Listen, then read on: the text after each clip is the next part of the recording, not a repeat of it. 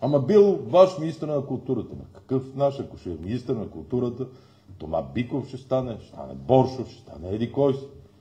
Тези министри, които работят добре, обаче не ги слушат, те викат, да, вземете ги вие.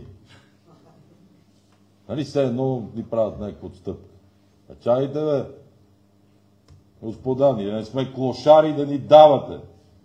Ние си ви побеждаваме и си взимаме това, което е за ГЕРБ. Няма да ни дават.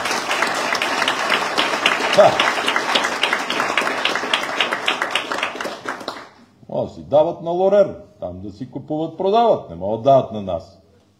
Ние си вземеме това, което беше заради компромиса надвзето от нас. Искат да вземат им единственото министерство, за което ГЕРБ отговаря от това правителство, е външно. Денко вика, много ще е лесна смяната, много ще е хубаво, много гладко ще мине.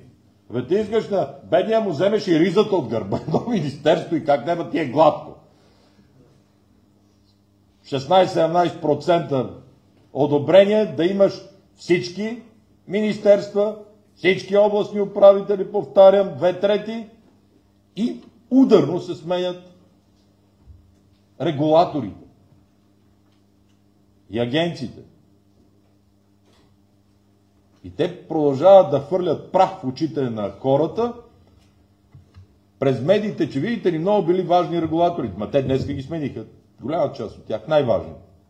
Или обясниха как и нататък ще продължат. Какво ще подписваме ние? Какво ще говорим?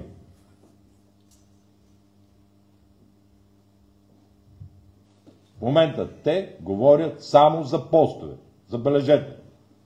Само за постове. Кой ще е регулаторите, кой ще е министър, външен специално. Иначе те са готови да дадат министерство. Когато имаш финансовия министър, когато имаш енергетика, икономика, селско стопанство, основните министерства, и имаш министър на финансите, абсолютен господар на това правителство, и по моя вина. Без един човек от друга партия за заместник на финансите и сега укрупняването, без един заместник, поне да знаем какво става в митниците, в НАП и така нататък. Те регулатори няма ли ги гледаме? Те не останаха за гледане. А и факта, че 3 години си работят така, правителството на Кирил Петков не ги смени и те си работят. Ние направихме огромен компромис за България. Огромен компромис.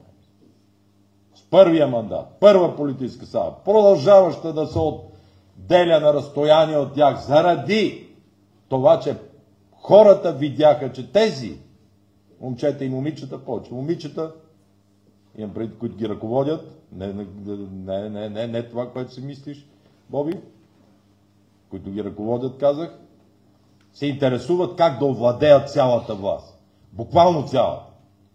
Знаят, че са малки, знаят, че не могат всичко, но точно като едно дебело дете, преяждащо, което тъпче, докато накрая ще повърнат. Само, че ние не можем да участваме в този процес до безкрай. Нахраниха се достатъчно. Хранят се и в момента.